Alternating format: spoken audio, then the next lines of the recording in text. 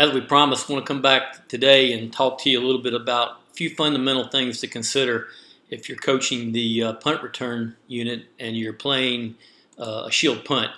One of the things that we think is pretty helpful is as you're identifying a shield punt, you've got normally 3 people in the back line, and they can do a lot of things back there.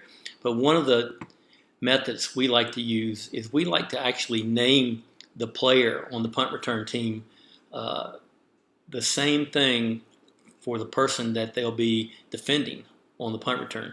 That way you've got a lot of offensive and defensive players on this unit, and they can barely comprehend what you're trying to do on a big field because typically they're a running back, a receiver, or a linebacker. But this really helps them with the ability to know their assignment. And so if I'm the R2, I've got the 2, R1, and so forth. So that's one of the things, and what it's going to help you do is be very sound against the fake. The other thing that we recommend is create levels.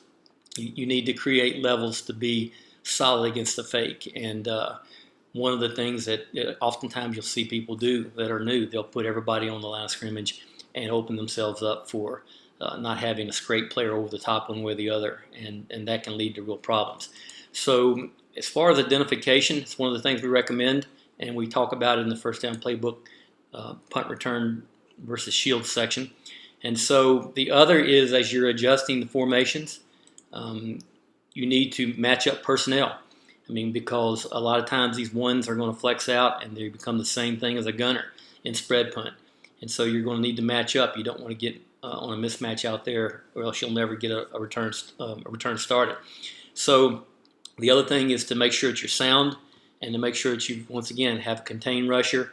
Make sure you've got somebody forcing the punt, or else these cover people will have all day to get down there.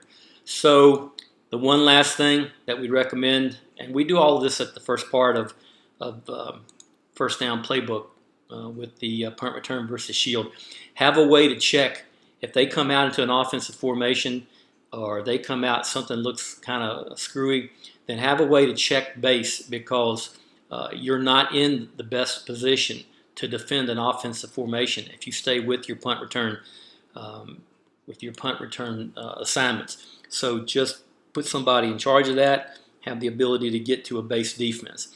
And as you do all that, once you get that part handled, now you can come back in and start getting into your schemes with your blocks and your returns. And of course, always important is to come back and make sure that your coaching technique, because the technique that you're going to coach for a punt return team against a shield is going to be a lot different than it's going to be if you're playing a spread, because your people up front are going to be normally in a 2-point stance with wide splits, and you're going to have to get your hands on them and keep your feet moving to keep your body in front to hold them up. A little bit different than a spread punt unit that's going to retreat before they block. So all things to think about if you're coaching the punt return, whether it's spread or shield that you're defending.